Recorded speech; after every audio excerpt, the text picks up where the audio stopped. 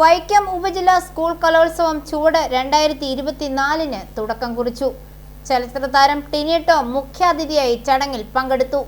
ഉപജില്ലയിലെ 69 സ്കൂളുകളിൽ നിന്നായി 3000-ലധികം വിദ്യാർത്ഥികൾ 4 ദിവസങ്ങളിലായി വിവിധ വേദികളിലായി നടക്കുന്ന മത്സരങ്ങളിൽ മാറ്റുരയ്ക്കും.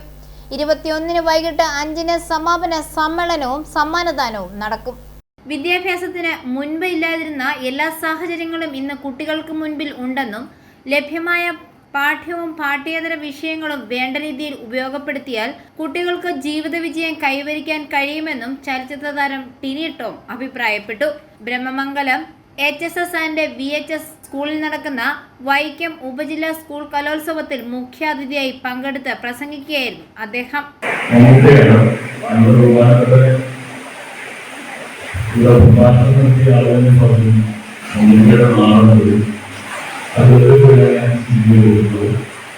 ആ സിനിമ ഒരു തമാശ സിനിമയായിട്ടാണ് കണ്ടെടുത്തത്. പക്ഷെ ഈ കാണുമ്പോൾ ശ്രദ്ധിക്കുക, അതൊരു വിദ്യാഭ്യാസത്തിന് വേണ്ടിയുള്ള സിനിമയാണ്. 10ാം ക്ലാസ് വിദ്യാഭ്യാസമില്ലാത്ത പോളി എന്ന് പറയുന്ന ഒരു പയ്യൻ മമ്മൂക്കെ കൂടി പ്രാഞ്ചേരി ഒരുമിച്ച് പോയിട്ട് എഴുതുന്ന പരീക്ഷ എഴുതുന്ന ആളാണ് ഞങ്ങളായി മനസ്സിലാക്കി. ചെമ്പ് ഗ്രാമപഞ്ചായത്ത് പ്രസിഡന്റ് സുകന്യ സുകുമാരൻ അധ്യക്ഷത വഹിച്ചു. CK ആശ MLA കലോത്സവം ഉദ്ഘാടനം ചെയ്തു.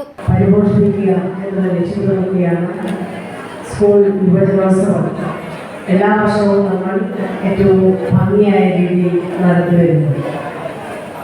ഈ വർഷം ഉപജില്ലാ കലോത്സവം നടക്കുമ്പോൾ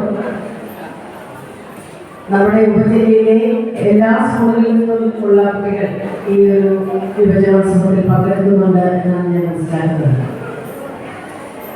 നമുക്കറിയാം, ഓരോ കുട്ടിക്കും വ്യത്യസ്തങ്ങളായ അഭിരുചികളായിരിക്കും ഉണ്ടാകുന്നത്. ചില കുട്ടികൾ പഠനത്തിൽ മികവ് പുലർത്തുമ്പോൾ മറ്റു ചില കുട്ടികൾ അവരുടെ കലാവാസനകളിലായിരിക്കും. സംസ്കൃതോത്സവം, അറബി സാഹിത്യോത്സവം എന്നിവയുടെ ഉദ്ഘാടനം കോട്ടയം ജില്ലാ പഞ്ചായത്ത് സ്ഥിരം സമിതി അധ്യക്ഷ PS പുഷ്പമണി നിർവഹിച്ചു.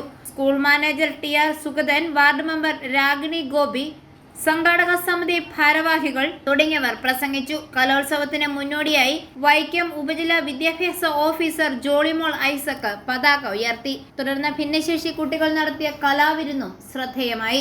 ഉപജില്ലയിലെ 69 സ്കൂളുകളിൽ നിന്നായി 3000-ലധികം വിദ്യാർത്ഥികൾ 4 ദിവസങ്ങളിലായി വിവിധ വേദികളിലായി നടക്കുന്ന മത്സരങ്ങളിൽ മാറ്റുരയ്ക്കും. 21 വൈകിട്ട് 5 മണിക്ക് സമാപന സമ്മേളനവും സമ്മാനദാനവും നടക്കും.